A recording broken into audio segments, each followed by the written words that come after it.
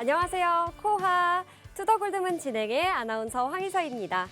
벌써 10월이 되었습니다. 2022년도 3개월밖에 남지 않았는데요. 다소 힘든 9월을 보내왔지만 과거 10월 달에는 그래도 대부분 시장이 강세를 보여줬기 때문에 이번 한 달 기대해 보셔도 좋을 것 같습니다. 비트코인은 미국 뉴욕 증시의 반등세에 힘입어 소폭의 상승세 보여주고 있는데요. 현재 20K 향해 달려가고 있습니다.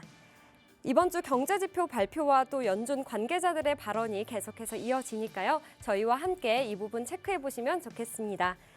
이러한 상황 속에서 어떠한 투자 전략 세워보면 좋을지 저희 전문가님들 모시고 이야기 나눠보겠습니다. 먼저 코인 한수님 모셔볼게요. 안녕하세요. 네, 반갑습니다. 처음 뵙는 분이라 좀 좋을 것 같아요. 근데 많이 긴장하신 것 같아요.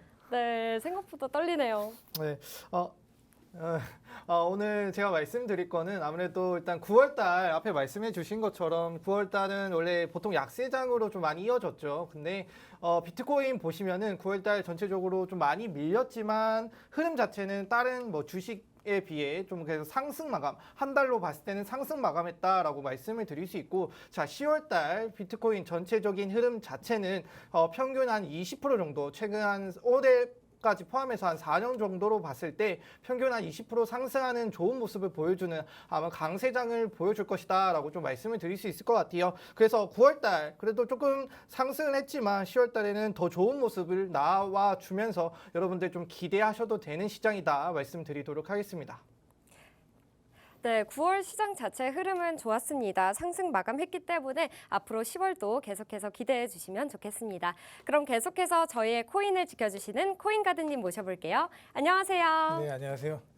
네, 반갑습니다. 여러분들의 든든한 코인 보디가드, 코인가드 전문가입니다. 자, 우리 비트코인 현재 2,820만 원 선을 좀 횡보하고 있는데, 우리가 어제 나스닥이 좀 상승이 나왔거든요. 상승이 딱 나온과 동시에 비트코인도 같이 올라가주는 좀 모습을 보였는데, 자, 그래도 우리가 나스닥에 좀 이제 비교를 해보면 나스닥에 비해서는 아직 큰 상승이 나오진 않았습니다. 그런 걸 보면은 우리가 이제 나스닥도 보면 이제 저항을 딱 돌파하는 모습을 보여줬지만 비트코인 현재 그런 모습을 아직까지는 보여주고 있지는 않다라고 보시면 될 것 같고, 자, 아직까지 이제 주봉상 저점을 잘 지지해주는 이제 모습을 보여주고 있기 때문에 여러분들이 아직까지는 크게 걱정하실 필요는 없다라고 저는 말씀드릴 수 있겠고, 그래도 여러분들 지금 이렇게 공격적으로 투자하시는 것보다는 아직은 홀딩하시고 좀 관망하는 포지션이 어떨까라고 좀 말씀을 드리도록 하겠습니다. 네, 비트코인 나스닥에 비해서는 상승세 올라와주지 못하고 있지만 앞으로 더 좋은 흐름 보여줄 것으로 기대하고 있습니다. 그럼 저희는 이어서 코인 소식 살펴볼 텐데요. 같이 화면 보시겠습니다. 네, 국내 5대 가상자산 거래소 고팍스, 빗썸, 업비트, 코빗, 코인원이 투자자 보호를 위한 자율 개선안을 마련합니다. 오는 10일부터 시행되며 가상자산 유형별로 위험성 지표와 모니터링 방식을 정하는데요. 그 결과에 따라 공동 대응을 가능하게 만들 것으로 보인다고 합니다. 이 투자자 보호를 위한 자율 개선안을 마련하면서 우리 암호화폐 시장에는 위험성을 조금 덜 수 있을지 궁금한데요. 한수님께서 설명해 주시죠. 네, 앞에 말씀해 주신 것처럼 위험성 지표 선정이나 모니터링 방식을 통해서 지금 이제 국내에서는 루나 때문에 많은 사람들이 좀 많이 고통을 받고 힘들어 하셨을 텐데 그걸 좀 방지하고자 하는 내용인 것 같아요. 그래서 만약에 이 위험성 지표를 선정을 하고 일정 시간이 지나서 그 지표에 해당하는 부분들이 나오면은 일정 시간 내에 유의 종목을 좀 지정을 하기로 했고요. 그 다음에 거래 지원 종료까지 이어지는 이런 흐름을 만들겠다. 그래서 여러분들이 이 종목 자체가 지금 어떤 가이드라인에 만약에 넘어서거나 좀 나쁜 영향을 끼칠 수 있는 내용들이 나온다면 이제 투자자들을 보호하기 위해서 우리가 앞으로 이런 식으로 진행을 하겠다라는 내용을 좀 말씀드리는 내용이라고 보시면 될 것 같아요. 네, 다음 소식입니다. 국내은행이 지난 4년간 암호화폐 거래소로부터 벌어들인 실명 확인, 입출금 계정 이용 수수료가 무려 600억 원에 육박한 것으로 나타났습니다. 은행이 벌어들이는 계좌 서비스 이용 수수료가 늘어나면서 거래소와의 복수 은행 제휴를 허가해야 된다는 목소리도 나오고 있는데요. 이 부분에 대해선 혹시 어떻게 생각하시나요, 한수님? 일단은 그 내용 자체가 일단 보이지 않는 고릴라라고 하죠. 한 가지에만 좀 집중을 하고 다른 거를 못 보는 현상을 말씀을 드리는 건데 이제 금융 선진국 같은 경우는 뭐 블록체인 산업을 뭐 적극적으로 육성하고 있고 그다음에 국내에서는 이거를 단지 투기 자산으로 좀 많이 보고 있는 흐름으로 볼 수 있을 것 같아요. 그래서 해외에서는 이제 뭐 결제든 이런 부분이든 좀 암호화폐를 통해서 많이 진행을 하고 있는데 국내에서는 이걸 너무 투기 자산으로만 보는 것이 아닌가. 이렇게 되면 우리가 발전을 해야 되는데 그렇지 못하고 좀 발전을 다른 나라에 좀 뒤처지는 모습이지 않을까라고 좀 말씀을 드리겠습니다. 네, 환전 없이 비트코인으로 와인을 구매했다는 소식도 들려오고 있는데요. 크립토 천국인 스위스의 추크시에서 최초로 비트코인으로 와인을 결제했다고 합니다. 뿐만 아니라 스위스 취리히에서는 비트코인을 입출금할 수 있는 자동화 기기가 늘어나고 있다고 하는데요. 스위스에선 이미 암호화폐가 전반적인 삶에 스며들어 있는 것 같습니다. 우리나라는 언제쯤 비트코인이 좀 상용화가 될 수 있을까요, 한스님? 상용은 제가 앞에 말씀드렸다시피 지금 내용 자체를 투기적으로 좀 많이 사용을 하고 있잖아요. 그래서 인식 자체도 투기적으로 인식을 많이 하고 있기 때문에 실제로 국내에 도입되기 위해서는 좀 많이 시간이 걸릴 것 같아요. 자, 스위스 같은 경우도 사실 루나가 지금 이런 투기라는 인식을 많이 못 받게 하는 사건들이었는데 스위스 자체에서는 그렇게 루나 사태를 크게 인지를 안 하고 있는 것 같아요. 충분히 일어날 수 있는 일이다. 뭐 우리와 전혀 다른 스탠스를 보여주고 있는데 그렇기 때문에 그 자체에서는 블록체인에 좀 더 집중을 하고 있고 앞에 말씀해 주신 것처럼 와인을 통해서 와인을 블록체인을 통해서 혹은 비트코인을 통해서 구매한다라고 했는데 그 시에서는 뭐 자동차든 뭐 호텔이든 카페든 식당이든 모두 이런 식으로 좀 선진적인 모습을 보여주고 있다. 근데 국내로 이걸 도입하기 위해서는 일단 인식 개선부터가 좀 중요하다 말씀을 드리겠습니다. 네, 마지막 소식입니다. 스위스에서 금과 은화를 기반으로 토큰 프로젝트를 준비 중인 블록체인 기업 SKBA는 최근 스위스 금융시장 감독청으로부터 비조치 의견서를 발급받았습니다. 비조치 의견서란 건전성 검증을 마친 프로젝트에 대해 당국에서 더 이상 규제하지 않겠다는 보증 수표로 통하는데요. 이처럼 스위스에서는 가상자산이 여러모로 인정받고 있는 것 같습니다. 네, 지금까지 코인 소식 살펴봤는데요. 항상 시장에 어떠한 이슈와 호재들이 있는지 저희 투더골드문과 함께 해주시면 좋을 것 같습니다. 그럼 계속해서 썰전 코너 이어갈 텐데요. 오늘의 주제는 비트코인 투자의 현 주소와 미래는입니다. 네, 먼저 비트코인의 현 주소를 살펴보겠습니다. 요즘 주식이나 암호화폐 시장에 사실 많은 악재들이 겹치면서 많은 분들이 투자 심리가 위축되고 있습니다. 이를 가시적으로 공포지수로도 표현할 수 있다고 하는데요. 공포지수가 최근 점점 더 올라가고 있다고 하는데 한수님, 이 부분 더 설명해 주시죠. 일단 뭐 사실 공포지수를 사실 암호화폐 자체는 최근에 좀 많이 좀 나빠지고 있는 추세이긴 해요. 근데 여기에 더 추가로 말씀을 드리고 싶은 거는 비트코인은 제가 9월 달에 그래도 약 상승을 해서 마감을 했다. 근데 그에 맞게 이제 공포 지수 자체도 그냥 좀 유지가 되고 있는, 좀 멈춰 있는 모습을 보여줄 수 있는데 그에 이제 상반되게 증시 같은 경우는 이 공포 지수가 좀 다시 치솟고 있는 추세다라고 좀 말씀을 드리고 싶어요. 일단 위기 상황이 지속이 되면은 일단 2020년 3월 달 코로나 이후 급락했던 수준까지 올라갈 가능성이 있다. 자, 이제 코스피 200 변동성 지수라고 하죠. 이게 이제 27.2포인트 정도 되는데 이 변동성 지수는 이 코스피 200 옵션 가격에 반영된 향후 이제 시장의 기대 변동성을 좀 측정한 지수라고 보시면 돼요. 그래서 코스피가 급락할 때 반대로 급등하는 성향이 있는데 이걸 공포지수라고 생각을 하시면 됩니다. 그래서 이게 지금 변동성이 어마어마한 이렇게 모습을 보여주면서 최고치인 27.68 정도까지 얼마 남지 않았다. 현재 모습이 그렇다 말씀을 드리고 싶고 지수는 이제 상승과 하락이 빠르게 이제 좀 왔다 갔다 한다라고 말씀을 드렸죠. 그래서 이게 코로나 그 시기까지 얼마 얼마 남지 않은 모습, 그리고 이 공포 지수가 계속 상승하게 되면 이제 시장의 심리 자체가 얼어붙게 된다. 다시 이제 급락으로 이어지는 악순환이 시작될 수 있다라고 좀 말씀을 또 드리고 싶고, 이 공포가 지배하는 시장이죠.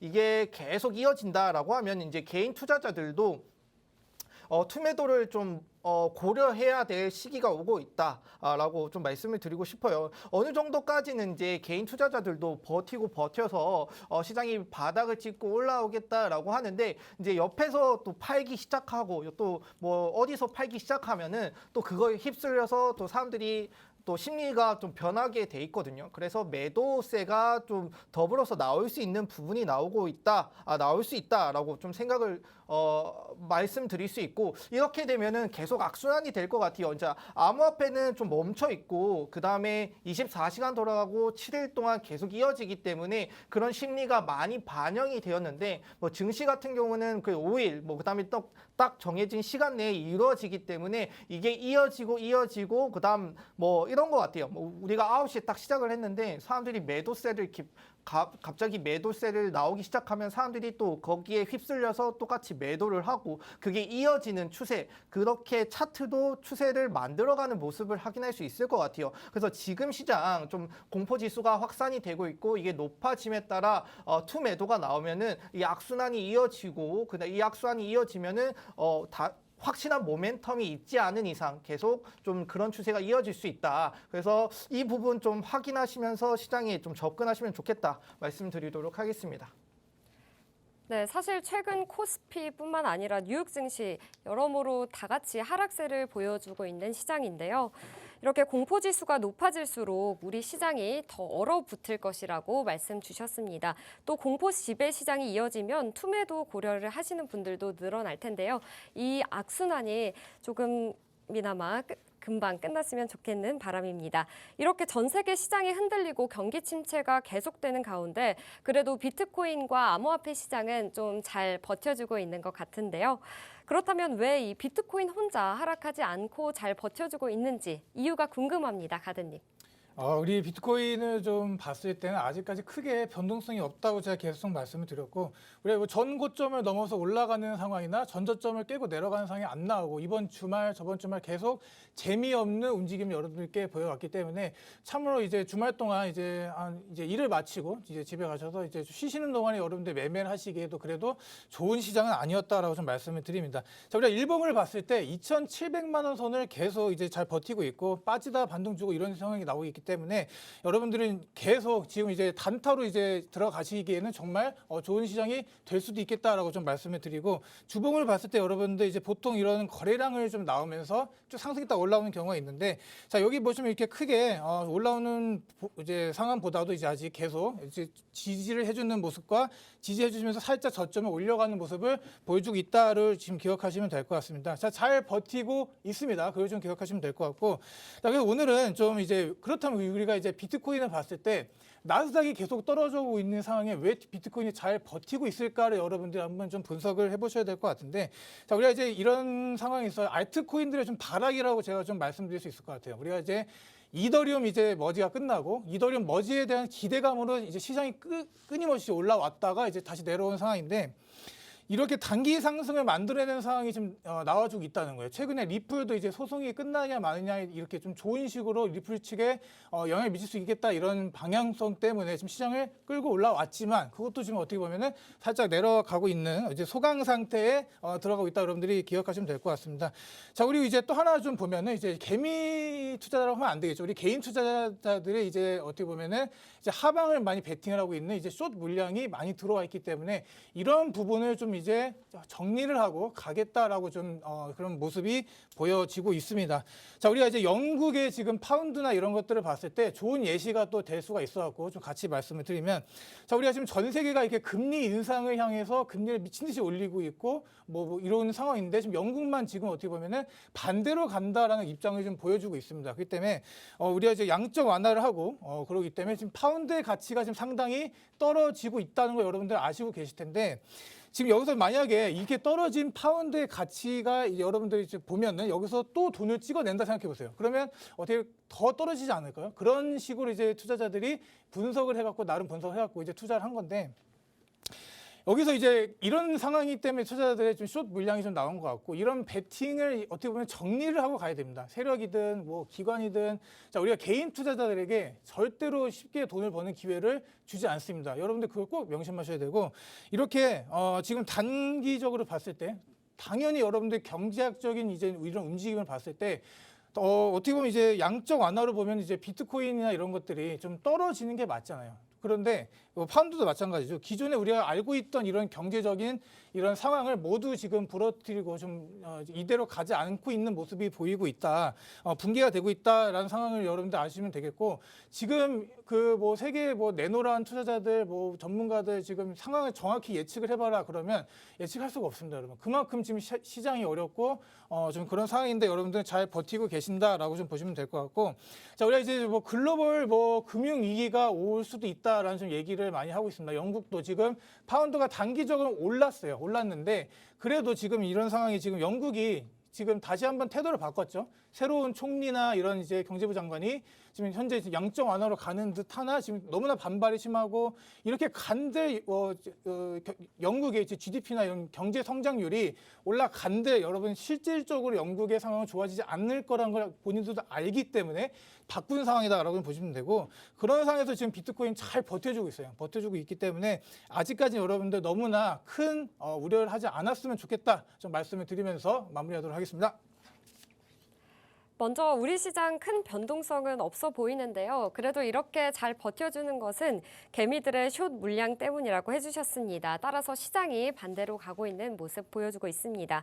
그래도 단기간 매매하시는 분들에게는 좋은 시장이니까요. 이렇게 잘 버텨주는 비트코인 시장 저희 투더골드문과 함께 하시면서 계속해서 이슈 체크해 보시면 좋겠습니다. 네. 또 이처럼 저희 암호화폐 시장도 사실 편하게 맘 놓고 있을 수만은 없습니다. 미리미리 혹시 모를 시장을 대비해서 대책을 세워주면 좋을 것 같은데요. 이러한 금융위기 속 대응책에는 무엇이 있을까요, 한수님? 일단 달러를 예로 좀 말씀을 드려야 될 것 같아요. 현재 달러가 얼마인지 아시나요? 1,400원대 아닌가요? 네, 맞습니다. 네. 좀 1,400원대 넘었죠. 이제는 1,440원대에서 30원대 왔다 갔다 하고 있는데 지금 전망적으로 하는 건 1,500원까지 좀 바라보고 있어요. 아무래도 일단 강달러가 이제 킹달러가 됨으로써 그게 이제 뭐 앞에 말씀드린 금융위기까지 좀 영향을 줄 수 있는 내용들인데 우선 이제 금융시장이 좀 많이 요동을 치고 있어요. 그래서 정부 차원에서도 이제 15조 원 정도를 시장 안정 조치를 위해 내놓겠다라는 내용들이 나오고 있습니다. 뭐 물론 이게 임시 방편일 뿐이지만 길게 봤을 때는 이게 효과가 없을 것이다라고 얘기가 나오고 있어요. 자, 그 이유가 뭐냐면 아무래도 원화의 가치가 계속 떨어진다라는 게 큰 이유가 될 것 같아요. 이렇게 돈을 품으로써 뭐 은행권이나 그다음에 금융권 여기에 이제 돈을 보탬으로써 너희들이 뭐 가용할 수 있는 뭐 자금을 늘리겠다. 그 자금을 통해서 뭐 달러를 조달을 하든 어떻게든 좀 활용을 해서 이 달러를 이 킹달러의 내용을 좀 낮춰보자라고 말씀을 드릴 수 있는데 일단은 이게 너무 단기적이다라는 말씀을 드릴 수 있는 이유는 아무래도 미국 자체에서는 금리 인상을 계속 하고 있어요. 근데 그 금리 인상 계속하는 걸 우리가 따라가지 못하고 있다. 그래서 국내에서도 그걸 따라감에 따라서 이 킹달러를 좀 낮추고 원화의 가치를 높일 필요가 있다라는 내용들이 나오고 있거든요. 일단 원달러 환율이 1,500원까지 뚫을 것이다라는 내용들이 많이 나오고 있습니다. 미달러의 쏠림으로 이제 뭐 펀더멘탈 그다음에 뭐 이 시장의 흐름 자체를 좀 바꿀 수 있는 내용들이 나오지 못하고 있다. 어차피 뭐 미국 같은 경우는 금리 인상을 계속 몇 차례 더 앞두고 있고요. 그다음에 우리 국내에서는 아직은 뭐 빅스텝까지는 이어가지 못하고 있어요. 그렇다 보니까 금리 이 차이도 계속 벌어지고 있다 보니까 이 달러의 원화가 계속 떨어지고 있고, 그다음에 국내에서도 이제 외환 보유가 한 지금 4,300억 달러 정도 가지고 있다라고 해요. 이게 뭐 대외 건전성에 문제가 없다라는 정부의 입장을 내놓고 있는데, 우리나라의 경우도 일본이나 뭐 중국 등 아시아 통화 중에서는 절하폭이 상당히 빠르게 진행되고 있고 안심할 수만은 없다라는 목소리가 나오고 있어요. 그다음에 무역 수지 적자 폭도 지속적으로 좀 커지고 있다라고 해요. 우리나라 같은 경우는 이제 대외 의존도가 제가 높다라고 말씀을 드렸죠.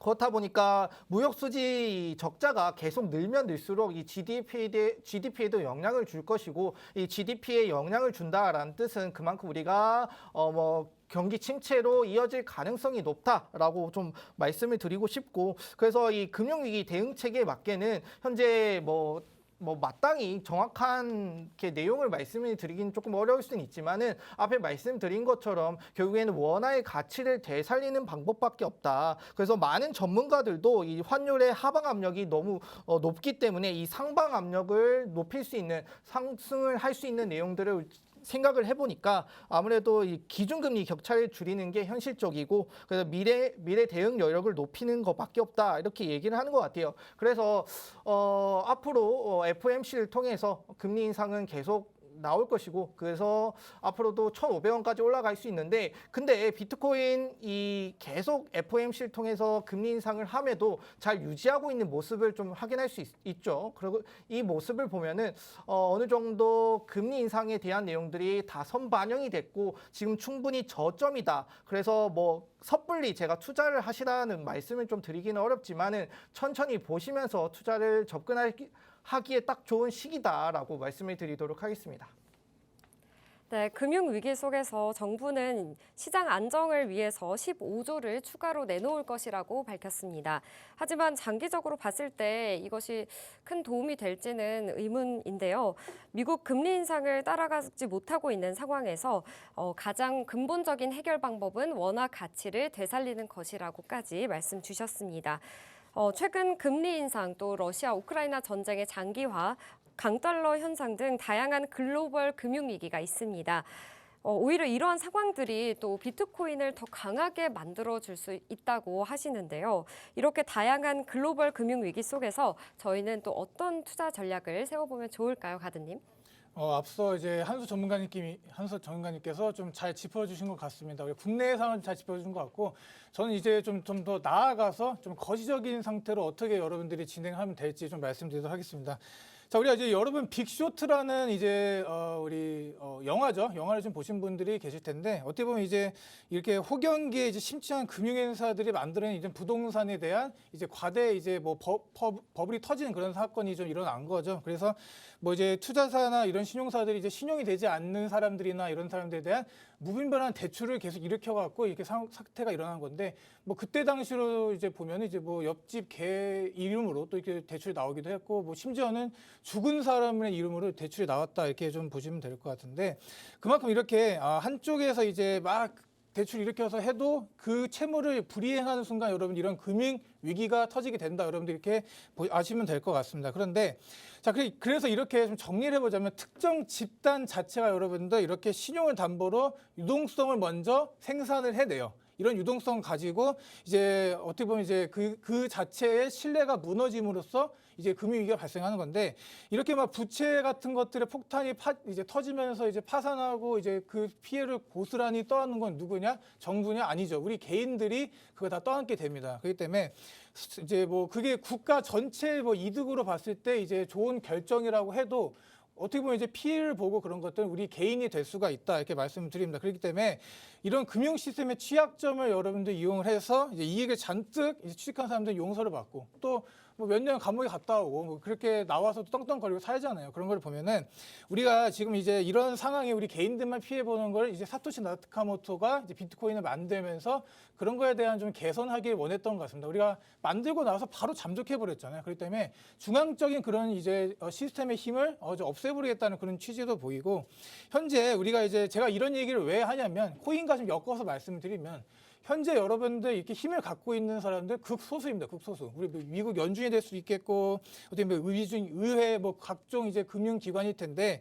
이런 이제 사람들이 지금 이제 이제 시장이 이제 발전되어 오면서 이제 뭐 은행권, 주식권도 마찬가지죠. 50년이나 되는 이 기간 동안 발전되어 오면서 그들은 여러분들 고인물이라고 하는 어떻게 보면 위에서 그렇게 좀 지시만 내리고 뭐 기존에 이런 안 좋거나 이런 것들 바꿔갈 생각이 없는 그런 상태로 가고 있기 때문에 여러분들이 아마 뭐 다 아실 겁니다. 이런 고인물들이 변하지 않고 이런 식으로 지금 계속 기존에 있던 그 방식만 끌어가려고 하고 자기네들만 이제 이득을 취하고 이런 식으로 가게 된다면 여러분들이 앞으로 이제 사회가 건강하게 성장하는 길은 좀 없어질 가능성이 높지 않을까라고 좀 말씀을 드리고, 그래서 좀 이거를 이런 불안정한 상황을 이제 타파하기 위해서 나온 게 저는 비트코인이라고 좀 보고요. 이제 어떻게 보면 달러로 좀 예상해 보면 아까 말씀해 주신 것처럼 올해 초 이제 내년 초까지는 그래도 강달러로 이제 간다는 게 여러분들 그렇게 알고 가시게 되면은 투자를 하는데 좀 크게 어려움이 없을 것 같다라고 보입니다. 자, 우리가 언젠간 이 달러의 이 형태가 뒤집힐 겁니다. 지금 이렇게 막 달러의 가격이 오르고 막 이런 상황이 있어도 이제 언젠가 이 달러의 가격이 내려오고 그러면서 이제 이 판이 점점점 투자하기에 좀 쉬워진다, 형태가 보이는 시간이 좀 올 거라고 좀 예상 답안이 좀 나온다고 말씀드리고, 자, 그래서 이제 뭐 내년에 뭐 유럽은 경기 침체로 들어갈 겁니다. 갈 거고 이제 미국도 하반기는 이제 뭐 가능성도 있지만 지금 이런 상황에서 이렇게 경기가 안 좋고 세계 증시가 안 좋고 이런 상황에서 금리를 내린다, 그건 오히려 어떻게 보면 여러분들 역효과가 날 수가 있기 때문에 우리가 이제 뭐 앞으로 있을 금리 인상, 뭐 11월에 있을 금리 인상을 보더라도 여러분들이 자꾸 이제 금리 인하에만 여러분들 포커스를 두고 비트코인 투자하시게 된다면 여러분들이 생각하는 그 결과와 실제로 맞는 그 결과가 좀 다르게 나올 수도 있기 때문에 그 부분은 좀 조심하시길 좀 바라고, 지금 시장이 크게 뭐 어려움이 없습니다. 솔직히 말하면. 근데 뭐냐면 너무나도 많이 떨어졌어요. 우리가 나스닥을 고점 대비 이제 하락한 걸 봤을 때는 마이너스 35% 정도로 보는데 비트코인은 이제 거의 마이너스 70% 많이 떨어졌습니다. 그렇기 때문에 많이 떨어졌다는 이유 하나 자체로 여러분들 투자하시라는 게 아니라 우리가 어느 정도 큰 조정을 맞았다. 그리고 이 조정을 맞았지만 그래도 거시 상태는 좋지는 않지만 그래도 나아가려고 하는 모습을 여러분들 보여주고 있다. 그런 걸 좀 보시면서 이러한 상황에도 여러분들 마이닝 채굴자들을 보면 치열하게 경쟁하면서 지금 채굴을 하고 있습니다. 그렇기 때문에 이 비트코인의 내재적 가치를 좀 이제 보자는 거죠. 이런 내재적 가치가 앞으로 성장할 것인가 안 할 것인가를 좀 보자. 이런 걸 봤을 때는 여러분들 단연코 이 달러의 패권을 무너뜨리고 언젠가는 비트코인이 올라올 거다라고 저는 말씀을 드릴 겁니다. 그렇기 때문에 여러분들 지금 투자하시는데 어려울 수 있어요. 우리가 뭐 단기적으로 수익이 안 나고 뭐 장기적인 투자를 하더라도 마이너스인 종목이 많을 텐데 여러분들 여기서 절대로 희망을 버리시면 안 됩니다. 희망을 버리시면 안 되고 끝까지 여러분들이 자신만의 투자 그런 이제 법칙이라는 걸 좀 만드시고 좀 이제 타츠 공부도 많이 하시고 그러다 보면은 여러분들이 좀 이제 경제적 부로 가기 위해서 조금은 또 이제 가깝게 좀 갈 만한 것들이 바로 비트코인이다라고 말씀드리면서 마무리하도록 하겠습니다. 네, 이러한 글로벌 금융위기, 사실 미국과 달러의 영향력 아래에 있는 것 같지만 실제로 파워를 갖고 있는 건 소수 집단이라고 하셨습니다. 이 소수 집단에는 미 연준, 의회, 그리고 금융기관들이 있는데요. 이들의 행적 잘 살펴보시면 좋을 것 같고요. 비트코인 미래 시장까지 앞으로 더 나아질 것이라고 예측해 주셨습니다. 그렇다면 이번 주 여러 연준 관계자들의 발언이 예고되어 있습니다. 이러한 일정과 포인트까지 한수님께서 짚어주시죠. 예, 잘 아실 것 같은데 그러면 저희가 좀 이제 이 시장에 좀 반영을 하기 위해서 좀 신경 써야 될 지표들이 또 뭐가 있을까요? 뭐 아무래도 그 가드님이 말씀해주신 11월의 금리 인상 발표 지표가 11월? 아닐까요? 네. 그것도 중요하죠. 또 뭐가 있을까요? 또요? 네. 이번 주 연준 관계자들이 네.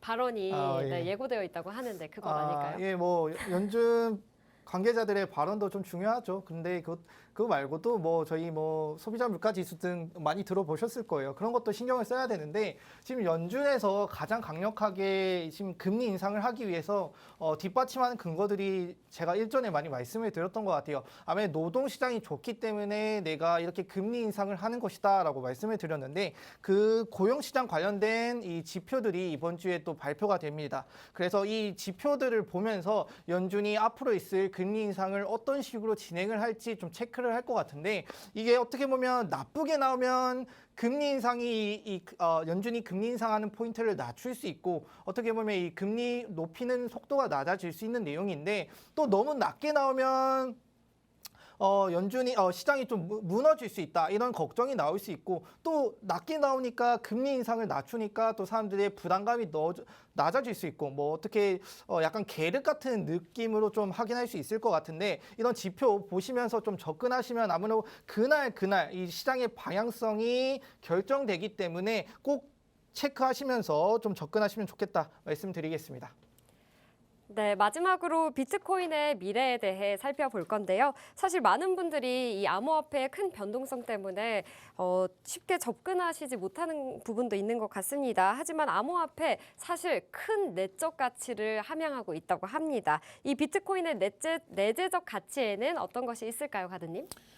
지금 뭐 시간이 얼마 없기 때문에 제가 좀 간단하게 좀 말씀을 드리겠습니다. 우리가 지금 비트코인 여러분들 이런 상승장 사이클에 있다고 그러면 여러분들 안 믿으실 텐데 어떻게 보면 상승장입니다. 상승장인데 이 상승장에 대한 그 충분한 이제 퍼포먼스가 나오지 못했다라고 여러분들 이해하시면 될 것 같고 자, 우리가 이제 마이닝에서 아까 제가 말씀드린 것처럼 이제 치열한 경쟁 구도에 있다 해서 비트코인이 어떻게 보면 앞으로 올라갈 수밖에 없다. 2,100만 개 다 아시고 계시는 내용을 좀 말씀드리는데 자, 향후 이렇게 시장에서 여러분들 비트코인이 이제 생존 여부를 봤을 때 단연코 이 비트코인이 없어지진 않을 거다라고 말씀을 드립니다. 지금 여러분들 여기가 이제 찐 바닥이다 이렇게 좀 판단하시는 분들도 계시는 것 같고 이제 근 3개월 동안 이제 여러분들 이제 주봉상 봤을 때 제가 계속 말씀드린 게 지지를 계속 보여주고 있었기 때문에 이 밑으로는 안 내려갈 거다라고 여러분들 하시는 분들이 있을 것 같습니다. 그런데 아직 몰라요.